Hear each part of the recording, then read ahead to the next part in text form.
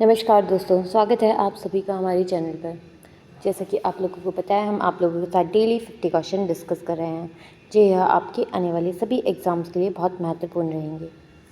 अगर आप इस चैनल पर नए हैं तो इस चैनल को सब्सक्राइब, शेयर एंड लाइक ज़रूर करें। और आप लोगों ने इन क्वेश्चंस की बार बार रिवीजन करनी है ताकि आप लोगों को एग्ज़ाम टाइम में ईजी रहे। चलिए चलते हैं आज के क्वेश्चंस पर। औरंगजेब द्वारा संगीत प्रतिबंधित करने की सूचना हमें कहाँ से मिलती है? यह हमें सूचना साकी मुस्तैद खां और मनुजी से मिलती है। मनुजी की स्टीरियो दी मिगौर व साकी मुस्तैद खां की मासीर-ए-आलमगीर में औरंगजेब द्वारा संगीत प्रतिबंध का वर्णन प्राप्त है। निम्नलिखित में से कौन सा युग्म सही नहीं है? इसमें जजिया की समाप्ति ये हमारा गलत है। 1565 ये हमारा गलत है। इसकी समाप्ति 1564 में हुई थी, जजिया की समाप्ति। और देख लेते हैं तीर्थ यात्रा पर प्रतिबंध, यह 1563 में किया गया था। इबादत खाना की स्थापना 1575, मजहर की उद्घोषणा 1579। कुछ और भी दिए गए हैं यहाँ पे, लाइक दास प्रथा का अंत 1562। इबादत खाना की स्थापना हमने पढ़ लिया था 1575, मजहर की उद्घोषणा ये भी हमने देख लिया था 1579। आईनी दहसाला या 1580, ये कुछ इंपॉर्टेंट है, आप लोगों को याद रखनी है। निम्नलिखित में से कौन जल परिवहन या नदियों के आवागमन के प्रबंध के लिए मुगल प्रांतों या सूबे में उत्तरदायित्व है? यह है मीर-ए-बहर। मीर-ए-बहर जल सेना का प्रधान होता है। इसका प्रमुख कार्य शाही नौकाओं की देखभाल करना था। वाक्य नवीस, यह समाचार लेखक होता है। ये राज्य के सारे समाचारों से केंद्र को अवगत कराता है। मीर-ए-अर्थ, यह बादशाह के पास भेजने वाले आवेदन पत्रों का प्रभारी होता है।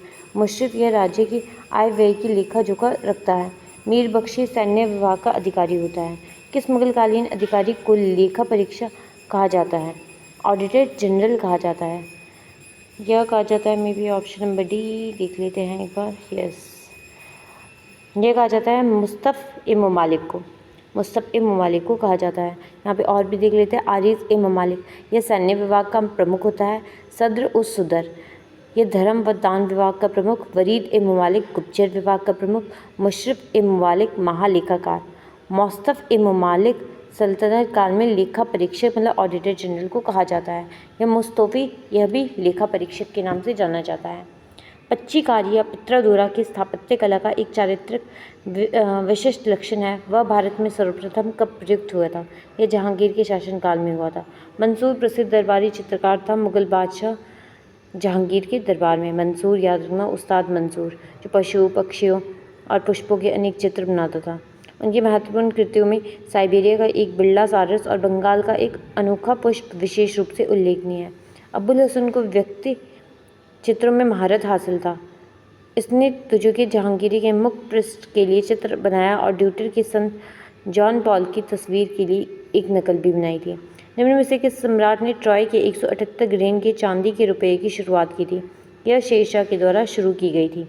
अकबर का चिश्ती संतों के प्रति गहरा सम्मान था और वह अजमेर में शेख मोइनुद्दीन चिश्ती की दरगाह पर हर वर्ष यात्रा पर जाता था। निम्न में से किस वर्ष उसने प्रतिवर्ष अजमेर दरगाह की तीर्थ यात्रा पर पैदल जाना बंद कर दिया?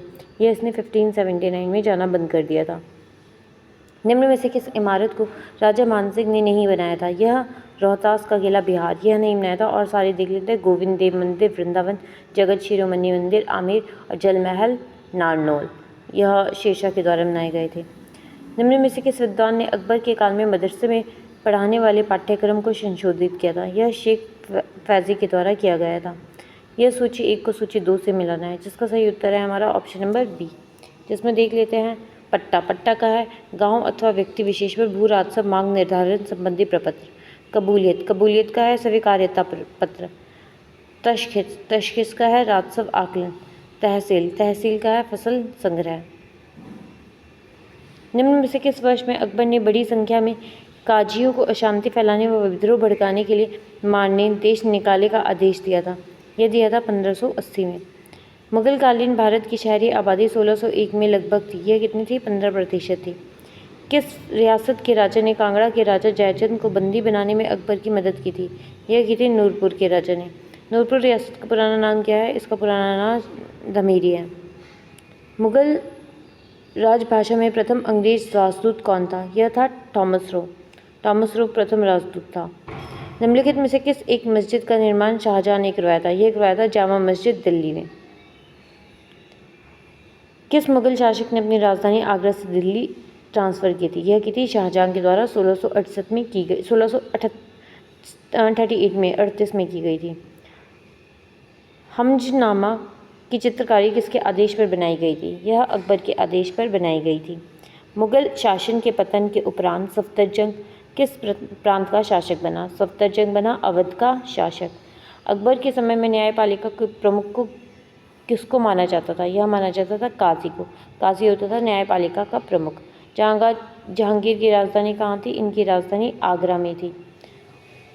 और 1638 में शाहजहां द्वारा राजधानी आगरा से दिल्ली स्थानांतरित भी की गई थी। और जहांगीर ने आगरा को राजधानी सबसे पहले बनाया था 1506 में। आईने अकबरी किसके द्वारा लिखी गई है? आईने अकबरी अब्बुल फजल के द्वारा लिखी गई है।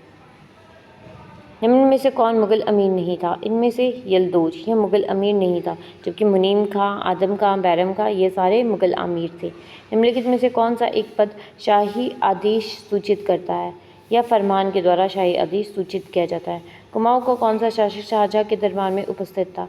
वह बाज बहादुर चंद उपस्थित था। अकबर मुगल साम्राज्य का वास्तविक संस्थापक था, किसने कहा? यह स्टैनले लैंगपुल के द्वारा कहा गया। शेरशाह प्रारंभिक जीवन में अतालिक नियुक्त हुआ।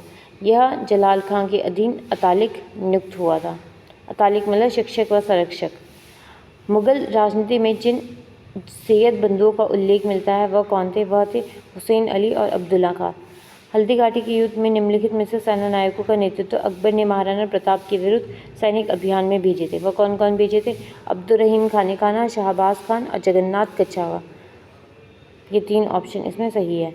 अकबर द्वारा मानसिंह को निम्नलिखित किन मुगल प्रांतों का सूबेदार नियुक्त किया गया था? इसमें किया गया था इन्हें काबुल का किया गया था, बिहार का और बंगाल का। गुजरात का नहीं किया गया था, जिसमें इन्हें बंगाल का 1594 में इन्हें सूबेदारी दी गई थी। और इनके द्वारा बिहार का 1587 से 1594 बिहार था, और उससे पहले इनके पास काबुल था 1580 to 1587 काबुल की सूबेदारी थी।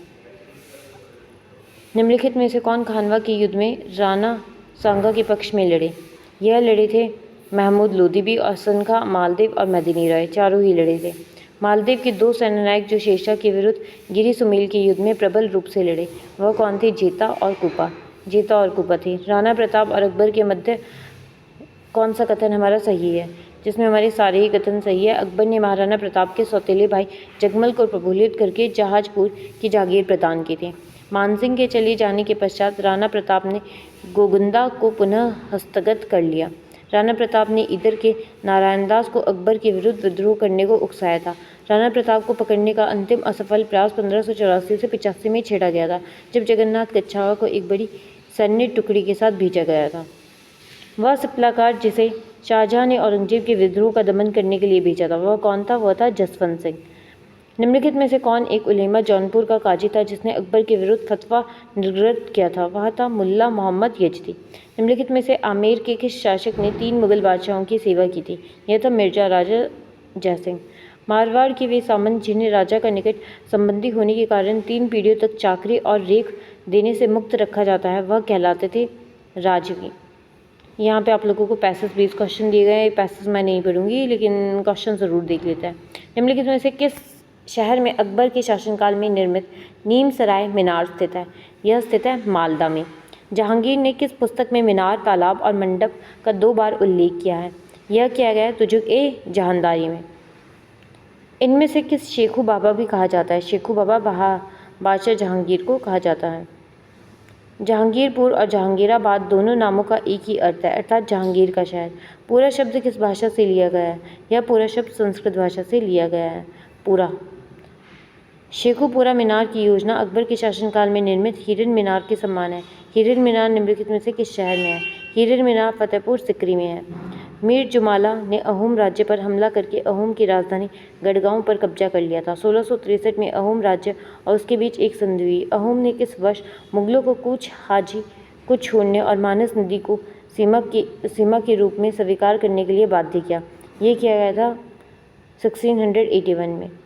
सूफीवादी और सर्वेश्वरवादी बनना शुरू हुआ था जब इब्न अल अरबी के विचार सबसे पहले जलालुद्दीन रूमी और अब्दुर्रहमान जौनी के फ़ारसी काव्य और उसके बाद अशरफ जहांगनी सिमनोनी के भारत के भीतर प्रयासों पर अपना प्रभाव डालने लगे। इसी समय शंकराचार्य के वेदांत विचारधारा के सर्वेश्वरवाद का प्रभाव ब्राह्मणवादी के विचारों के भीतर लगातार बढ़ रहा था। यह कौन सा मुगल शासक जिसने सबसे पहले यह विचार को पहचाना? यह था जहांगीर। शाहजहानाबाद में शाहीबाबाद बगीचे का निर्माण किसने करवाया था, जिसे धनी व्यापारियों के लिए सराय के रूप में उपयोग किया जाता था? यह किया गया था जहांआरा बेगम के द्वारा। उसने सड़कों पर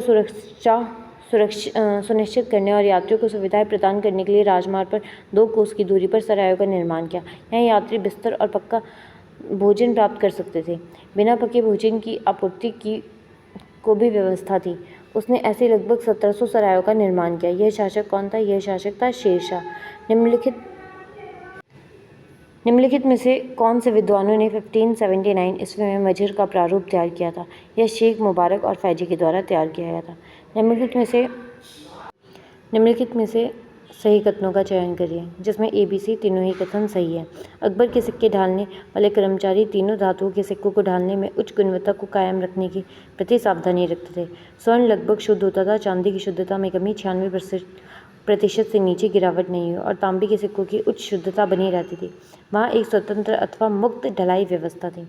ये तीनों कथन सही है, चौथा कथन हमारा सही नहीं है। चौथा कथन आप लोग एक बार थोड़ा देख लेना, बाकी हम कल डिस्कस करेंगे। चलो आज के लिए इतने ही प्रश्न, बाकी हम कल मिलते हैं। Okay friends, thank you.